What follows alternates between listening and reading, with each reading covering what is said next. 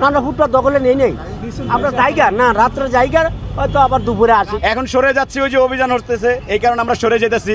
অভিযান শেষ হলে আর কেমনে আসবো, একবারের জন্য তো উঠাই দিতেছে, এখানে মাপ নিয়ে গেছে, রেলিং বসাই দিব। আচ্ছা ভাই, আমরা যে এখানে দোকান লাগাইছি এই পর্যন্ত কোনো পথচারী আপনার কাছে কমপ্লেন করছে আপনাদের কাছে?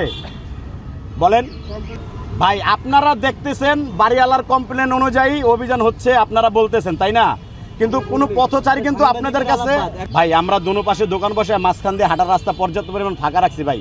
ভাই এটা তো বৈধ না, কিন্তু আমাদেরকে নিয়ে আপনারা ভাবেন না ভাই। কেন ভাববো আপনারা? অবশ্যই আমরা এই দেশের নাগরিক না, আমরা এই দেশের নাগরিক না ভাই। সরকারের তো আমি ডাইরেক্ট বলতে পারতেছি না, মানে আপনার মাধ্যমে আমার কথাটা পৌঁছাচ্ছি তাই না। আমার দাবি হলো একটাই ভাই, আমাদের মতো হকারকে নিয়ে ভাবা হোক, একটা কর্মস্থানের ব্যবস্থা করে দেন।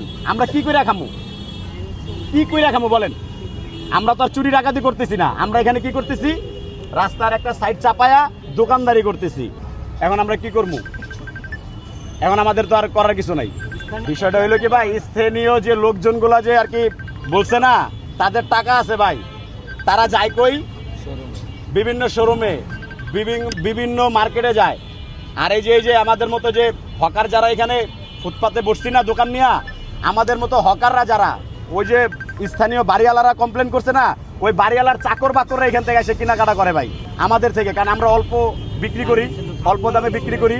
মানুষ হাঁটার জায়গা আছে, হাটে, মানে আমরা কই যাবো কোন? আমাকে সরকার চাকরি দিতে কোন বা একটা কাজ দিতে কোন, নাহলে আমাদের অন্যান্য কোনো না না ফুটপাত দখলে নেই আমরা জায়গা না রাত্রে জায়গা হয়তো আবার দুপুরে আসি রাত্রে জায়গা না না আমরা আসি তো হইলো মনে করেন 3টা-4টার দিকে, তাহলে আমরা মানুষের ক্ষতি করি ক্ষতি করি এটা আমরা করতে পারি না।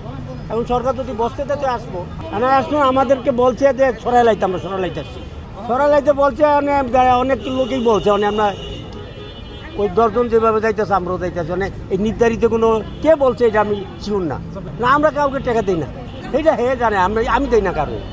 এখন সরে যাচ্ছি, ওই যে অভিযান হতেছে, এই কারণে আমরা সরে যেতেছি। আমাদের চাকরি বাকরি অন্য কোনো ব্যবস্থা থাকলে ব্যবস্থা করে দিলে ভালো হয় ভাই। ব্যবস্থা না করলে আবার আমরা বসবো না, আমাদের জীবনে রিস্ক নিয়ে হলেও বসতে হবে, কিছু করার নেই।